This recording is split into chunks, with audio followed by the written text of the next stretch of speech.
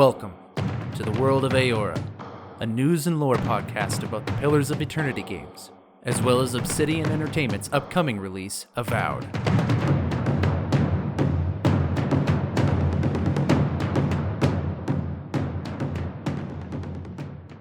Hello everybody and welcome to another episode of the World of Eora. I'm your host Eric, aka Gingerino, and thank you guys so much for joining me on another episode as we dive into the history, lore, and game mechanics for Pillars of Eternity 1 and 2 in gearing up for the release of Avowed. For those wondering why we pair those games all together, it's because they share the same fantasy setting known as Eora. And so as the theory goes, if we dive into the Pillars of Eternity games, we can understand what the world will be like for Avowed when the game releases. And that way we can all walk into that game with an even knowledge base. In recent episodes, I've been going through factions of the second Pillars of Eternity game, that is Pillars of Eternity 2, Deadfire. And in talking about them, I've made reference to a lot of other factions throughout the world, because a lot of the factions that exist in Pillars of Eternity 2 Deadfire come from other factions that have already existed. For example, the Royal Deadfire Company comes out of the Rawatayan Empire, which is one of the old superpowers that have existed up until the Pillars of Eternity games. As well, the Vailian Trading Company comes out of another faction, the Vailian Republics. And they themselves come out of another old superpower, just like Rawatai, from Grand Valia, otherwise known as Old Valia. And speaking of Old Valia, that's where the Principi Sen Petrena comes from, the pirate faction that you see within the Pillars of Eternity 2 Deadfire game.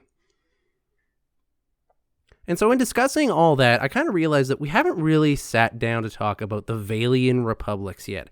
And so that's what we're going to do today. We're going to sit down and we're going to talk about the Vailian Republics faction, which we mainly interact with in the first Pillars of Eternity game. And they are one of the major players in the world at the time of Pillars of Eternity. So join with me, will you, in discussing the Vailian Republics, who they are, the government structure, where they've come from, where they're going, and who they might be in Avowed, if at all.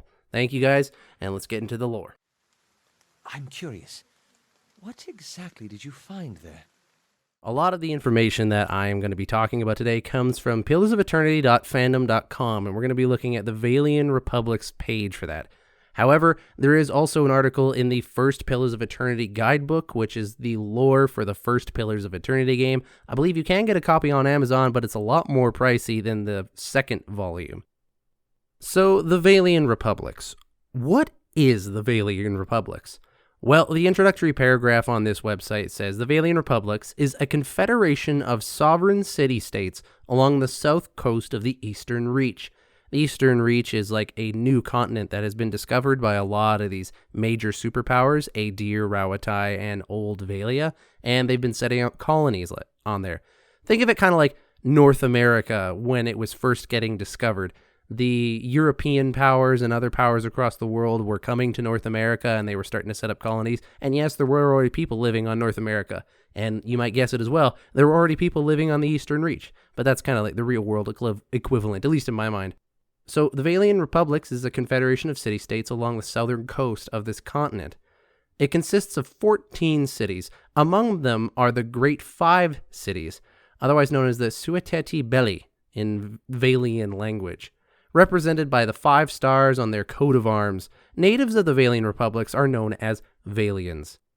It is bordered by Erglonfoth to the north and shares a border with the Free Palatinate of the Deerwood. Erglonfoth being the native tribes that existed on the Eastern Reach before any of these colonists have got there, and the Free Palatinate of the Deerwood being an Aediran colony which has recently achieved its own independence. And much like the Deerwood, the Vailian Republics have their own independence as well. You see, the Vailian Republics originally started off as a set of colonies from the now defunct Grand Empire of Valia, otherwise known as Grand Valia or even Old Valia. Grand Valia or Old Valia is one of the major superpowers of the world, at least they have been for a very long time. However, in their efforts to expand upon the world and set up colonies in new lands and expand their empire outward from where they were living, which is south of the Eastern Reach continent, they started to engage in infighting. Grand Valia basically comprises of a numerous amount of powerful and wealthy families, and whatever family that you associate with kind of determines your place in society. Well, as the resources start to dwindle and the families start beginning to have infighting amongst each other, then wars start to break out. And because these families are so powerful, the official local government kind of loses power over being able to stop them from waging war on each other. And what you basically have are now tribes of people just going to war against each other. And little by little, this grand civilization starts to collapse and crumble. Do you want to help? Sure. Go into that warehouse and ask for a man named Verzano. When you find him, throw him in a sack, throw the sack in a crate, and put the crate on a boat headed to Ancenze. When this begins to happen, the Vailian Republics, which were colonies from Grand Valia, they just kind of decide, you know what? I think we're going to be just ourselves. We're going to be independent. And that's really where Vailian Republics come from. Now, there was a loyalist uprising in the Vailian Republics for people who didn't want to abandon the empire that they originated from, but there was never any civil war as a result of this. There was not enough widespread resistance that there was even a military campaign formed.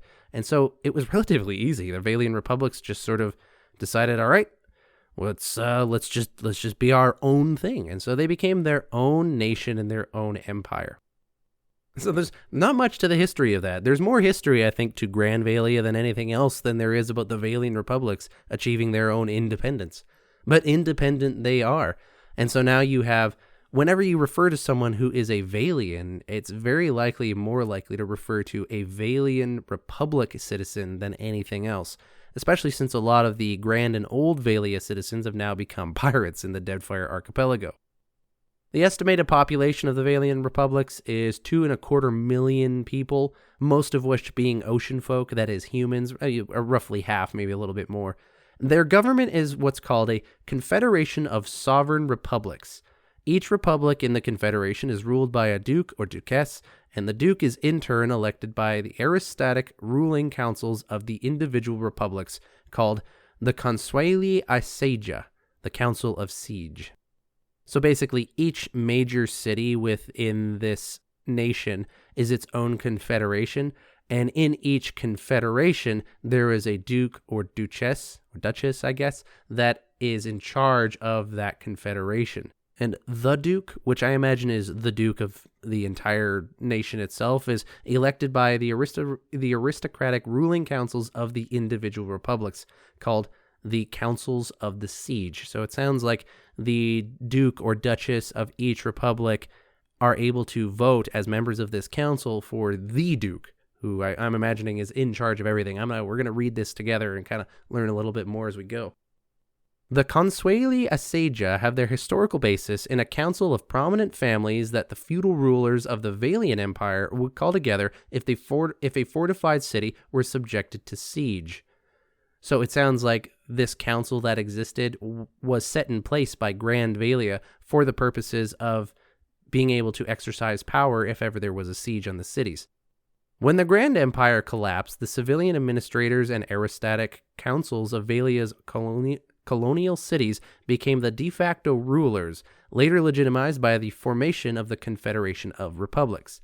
And so it kind of makes sense that since they were the people that were set to be in charge of the Confederation of Republics in the first place, that, well, when they became the Confederation of Republics, when they achieved independence, they would just remain in power, seeing as how they were already doing the job.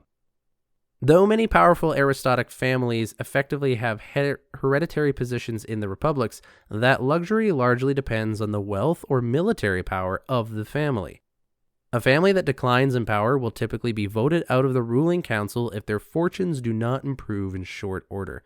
The heritage of old families from the Grand Empire of Valia is not given much weight, but old money dies hard, so the power brokers of the Vailian Republics are not entirely quote-unquote self-made, with many of them from former feudal families of means.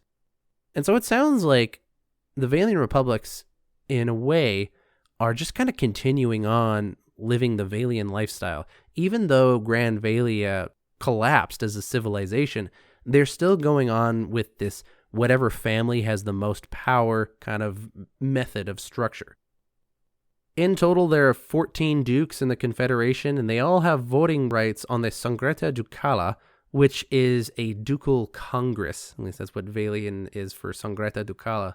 But 5 dukes on this list are the Dux Bells, which is Ducsbels, and these mean great dukes. And they represent the Quitati Bailey, which are the great cities, each possessing 3 votes to the single votes of the Dux Panits, which are small dukes. Now, those are a lot of words, but here's basically how it breaks down. The Ducal Congress, which is the Sangreta Ducala, there are 14 dukes in there, and of those 14 dukes, 5 of them are great dukes, the rest being small dukes. These great dukes have voting power of 3 versus the small dukes, which have a voting power of 1. And this is because they are the dukes that are in charge of the 5 major cities of the Vailian Republics. Ramir de Barask is originally from Palminia. He's one of the finest minds in Animancy to come out of the Vailian Republics. He left for Defiance Bay 5 years ago because he believed this was the true heart of Animancy research. These 5 major cities that we'll probably talk about a little bit later are Spirento, Encenza, Celona, Ozaia, and Revua. Hopefully I pronounced those right. So what this means in practice is that 4 Dukes Bells that are the Great Dukes and 1 Duke Panit, which again is one of the small dukes, form a majority. So if 4 dukes and 1 small duke get together and agree on something, they basically win all of the votes. And really, if all of the Dukes Bells get together and they all vote on something, so if the 5 major cities agree on something, essentially it's considered unanimous. It just goes through automatically because they have more voting power. And so this is a simple overview of how their government works and this kind of simple voting power thing that they got going on there. Each city has a duke in charge of it, and they go to this council, they vote on stuff, and then things happen or don't happen is basically how it goes. That's a really quick overview, but I'm not going to go into the nitty-gritty of some of this because it's just examples of things that they might or might not vote on. Most people that are referred to Vailians at this day and age come from the Vailian Republics, and this day and age being the Pillars of Eternity times, which is in the early 2800s within this fantasy universe's calendar. The Vailian Republics is a powerful mercantile force in the southern hemisphere, trading with more partners than any other nation or empire. 5 cities are considered the Grand Republics and have greater voting power in their electoral council, and we already talked about those. The Federation is widely known for its access to most major commodities in the world, including slaves, and for its habit of impressing foreigners into service on their naval vessels. Vailians pride themselves on their well-made and intricately decorated clothing, often made with rare materials and dyes to which they have easy access. The Vailian Republics are they're a very powerful mercantile group, and they also pride themselves in their well-made and intricately decorated clothing. You get this sense a lot when you interact with Vailian characters within the Pillars of Eternity games, that they're very proud of where they come from and the competency to which they engage within their craft. They're very haughty in a lot of senses, but not necessarily always in an aggressive or arrogant way. They just pride themselves on doing a good job, and they think that all Vailians do the same thing, or else all people that consider themselves good Vailians, that is. This attitude has kind of led them to become a huge economic superpower within the modern world. And we saw this when we talked about the Vailian Trading Company, which is just a couple episodes before this one. How they basically made an entire company of people who lived outside the law with the sole purpose of making the Vailian Republics rich. That's all the Vailian Trading Company exists to do, is make the Confederacy rich. And so that kind of tells you what these people are all about. Vailian culture is concerned with the practical matters of the world as well as their own particular standards of prescriptivist, classist, and ultimately elitist behavior. They view each other as ambassadors to the world and don't like the thought that someone wouldn't envy the Vailian position in. This just kind of furthers the point that we were making. And so in that vein of talk, as we're discussing what a Vailian is like, it's good to ask at this point, what does a Vailian value and what things do they disdain? Because whatever a culture or society's value system is tells you a lot about who they are and what they consider good and successful versus bad and something you should disdain or throw away. Vanimbe metse, vanimbe metse, senete de luces, senete de luces. The virtues in a Vailian Republic city will be things like success, shrewdness, restraint, wit, and polymathism, which I'm pretty sure means love of knowledge. We'll get into that in a bit. And things that a Vailian Republic citizen will disdain are things like failure, bad style, bluntness, dullness, and mercilessness. So let's take a detour into each one of these now. Virtues. So success. Nothing is as virtuous to a Vailian as success. Even the absence of all the other virtues, success finds approval.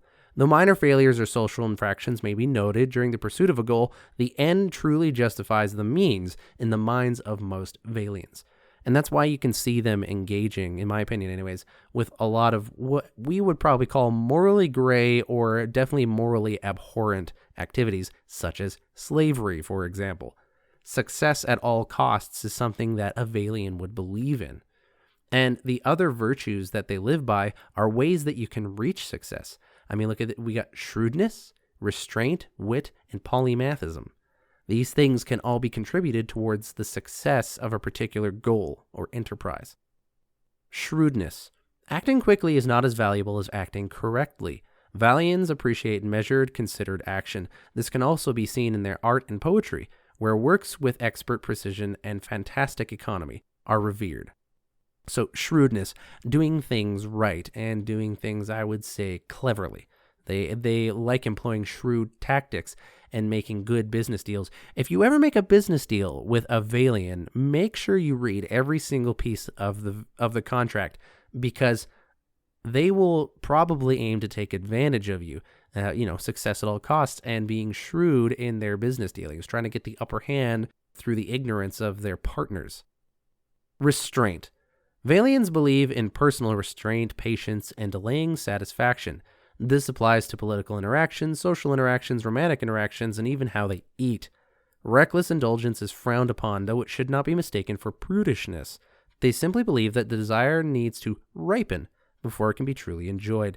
They also believe that restraint helps them overcome the natural emotional tendency to make rash decisions in the heat of the moment. As we mentioned talking about shrewdness, they don't want to act quickly, they want to act correctly. And restraint is a way of making sure that happens. This is something that's demonstrated in psychology as well when talking about decision making. Oftentimes, especially in terms of leadership, there is a silent pressure that exists to make quick, good decisions. But most decisions that are made very quick are not necessarily the best. Slowing down, thinking things through, possibly even having a meal first, will help you to make a better decision in the long run. And the Vailians have caught on to this, and they permeate this value in everything they do, including even how they eat. Maybe saving the best food of the meal for last, eating slowly, savoring every single bite. They take this value and they bring it into every aspect of how they live as people. Wit. Now, if you've ever interacted with a Vailian person within the Pillars of Eternity games, you know that they usually have a lot of wit going on, and this is something that is inherent within their culture.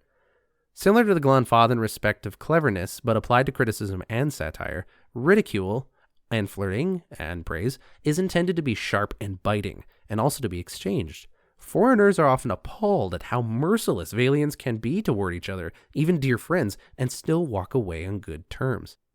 I think a lot of us understand that to a certain degree, at least I know I do. I work in a warehouse with a bunch of other people, and we roast each other constantly there. But it's a way of bonding and becoming deeper friends, and a lot of us understand that. I would say, though, that when you apply this to an entire cultural level, that it probably takes a step further than most people are used to, which is why foreigners are often appalled at this. But it's true, you can see Vailians in the game, the way they act and regard each other, it almost looks like they're enemies sometimes, the way they talk about each other. But then they have a good laugh and they walk it off sometimes, and it's like, wow, these Vailians are really into competition. I feel like a lot of Vailians probably read Atlas Shrugged And we're just absolutely sold on a lot of this stuff. I don't know if that's true. Someone at Obsidian is probably thinking, no, not even close, my man. Try again.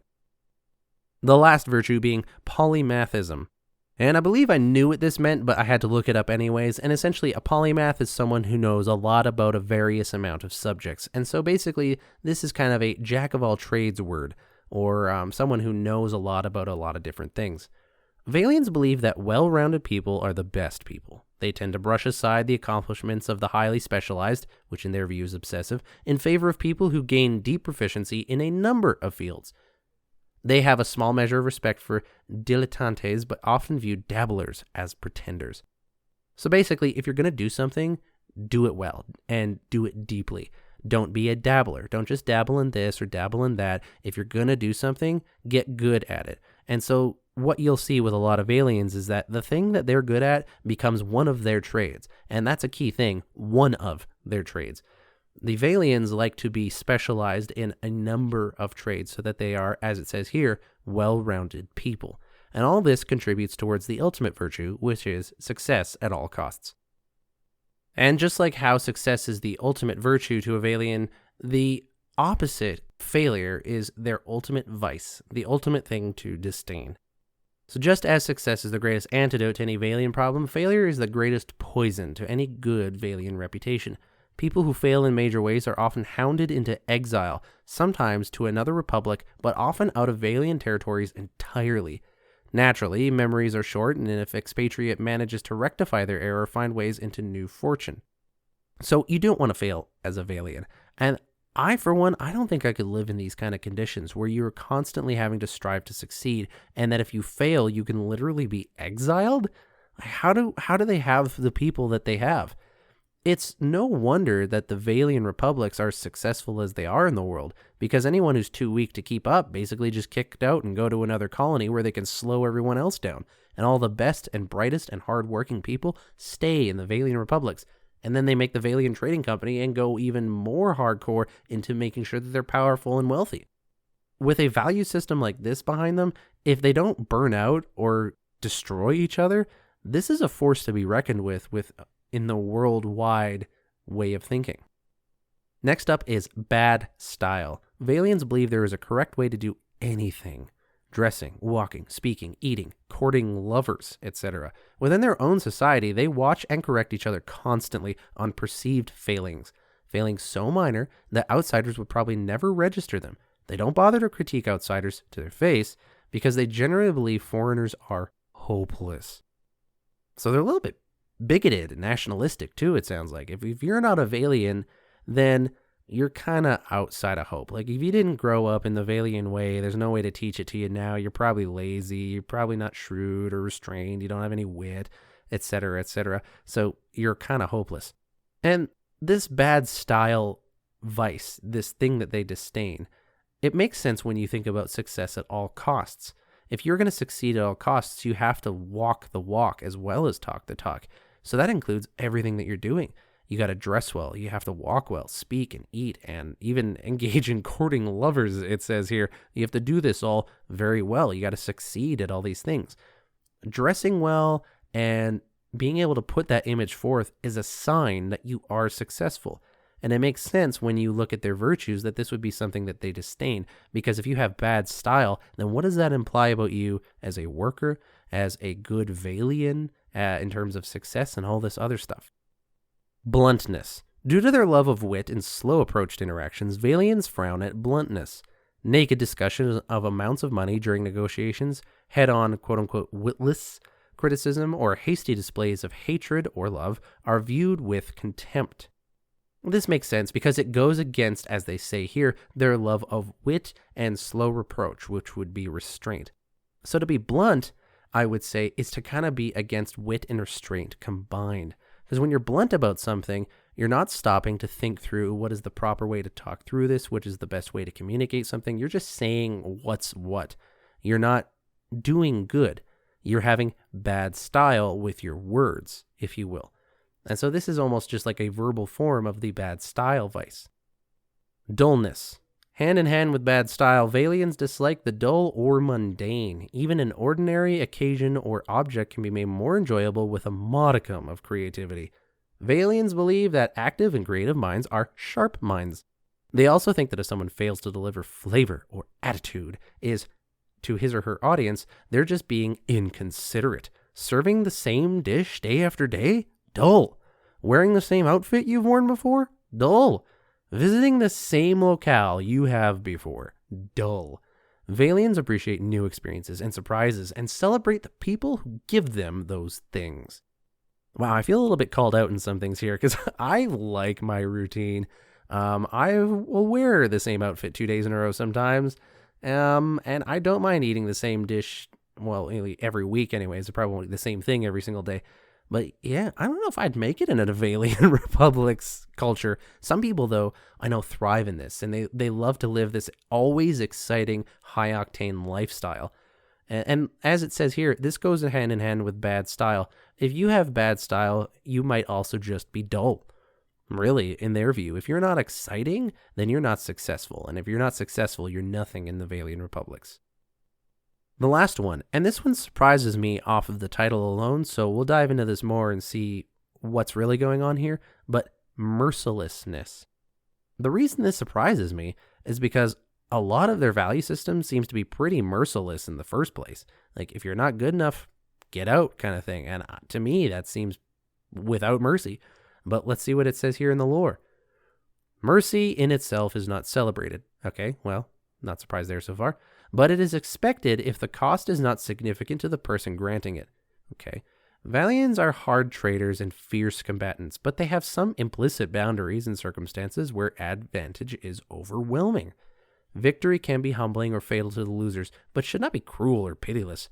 People who make a habit of savagery, exceptional cruelty, or worse still, outright sadism, are viewed with extreme negativity.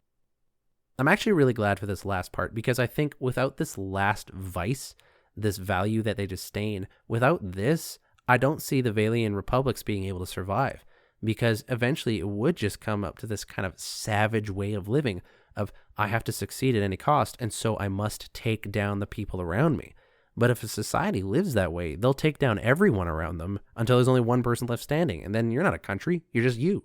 So this might actually be the key to them continuing on, is that they do not value mercilessness. They recognize situations where it's humbling or fatal losers, but that's not to be cruel or pitiless. In a way, almost, it's like they say that you have to succeed at any cost, but you also have to succeed well at winning. It's kind of how I would interpret that. And if you don't, then are you even successful in the first place? It's kind of progressive of them, but only kind of. So there you have it. Now, I'm already getting up there in time on this recording, so I'm not going to dive into some of the other things. Maybe I'll save that for the bonus episode. There's still the Vailian language to look at, as well as a little bit more of the finer details of their culture. But I think this will do as a good overview for Vailian Republics. So let's dive into the next section of today's podcast, which is, what are we going to know about them in Avowed? Is an oath worth the weight of a crown? Admittedly, I really honestly don't know what we're going to see of the Vailian Republics in Avowed. We'll almost certainly see something of Vailian quality within Avowed, simply for the fact that they have been around in some way, shape, or form within the world's history, whether it's through Old Vailia or Grand Vailia, or the Vailian Republics, or the Vailian Trading Company. There's a large span of time there that they've existed within the history of the world, and they have touched a lot of the corners that is known in the world. So unless Avowed takes place outside of that large swath of time in the history of this world, or in a location that they have not been to yet, it's really unlikely that we won't run into Vailians in some way, shape, or form. Not to mention the fact that Vailia is one of the main factions within the Eoran lore and within the Pillars of Eternity games, which means that as Avowed's undergoing development, these developers are looking to this already existing lore and these already existing games for inspiration and things to expand upon and lores and stories to create. And I don't see them not diving into some sort of Vailian-esque faction or into that culture a little bit, especially since how fun they can be in a video game and they can be such interesting characters to create. So I see us engaging with Vailians in some way, shape, or form, whether it's Old Valia or the Vailian Republics or the Vailian Trading Company, I don't necessarily know. But there could be a decent chance that we run into the Vailian Republics in the form of the Vailian Trading Company especially, but there is always the chance that the game might take place on the continent of the Eastern Reach. I know the popular theory right now is that it's on the Living Lands. People basically are accepting that as true. I'm not an insider. I don't have that information, and while I know that a lot of people that have leaked that kind of information may be reputable, we don't know for sure, and so I will always leave a little space open to say it might not be there. So if the game is taking place within the Deerwood or anywhere on the continent of the Eastern Reach, there's a huge chance that we can run into people from the Vailian Republics. If we are in the Living Lands, which is in a completely different continent in the World of Eora, we probably won't deal with Vailian Republic's citizens directly, but instead with the Vailian Trading Company, which is a mercantile company that originates from there. I did an entire episode on them already, if you want to go check that out. The Vailian Republics is a really interesting faction, and it makes for some of the best characters in the game, and so I see the developers at Obsidian trying to involve them in some way, shape, or form, and so I do expect a little bit of Vailian influence, just the particulars of which I'm not sure how it'll end up working out. But who knows? We really don't know what's going to happen in the game so far. That's just my best guess. What do you guys think? Do you think that we're going to run into any Vailian Republics people, Vailian Trading Company? What's your opinion on the matter for those who have played the game? Send me an email, worldofeora@gmail.com, or hit me up on Twitter @worldofeora. If you also just want to ask any question about the show or about the lore or about Avowed or Pillars of Eternity, get a conversation going, offer criticism or praise, you can email me that way as well. You can follow me on Twitter if you're interested in this show and anything that might be related to it in the future. I really love having conversations about this stuff. This kind of nerd theory, geeky stuff, and all this lore is really great, and I love the work that Obsidian does. I'm looking forward to what they do with Avowed, especially with this faction of the Vailians themselves. With that all said, that is it for today's episode. Thanks everybody for listening. I've been your host, Eric, aka Gingerino, and I'll see you guys next time.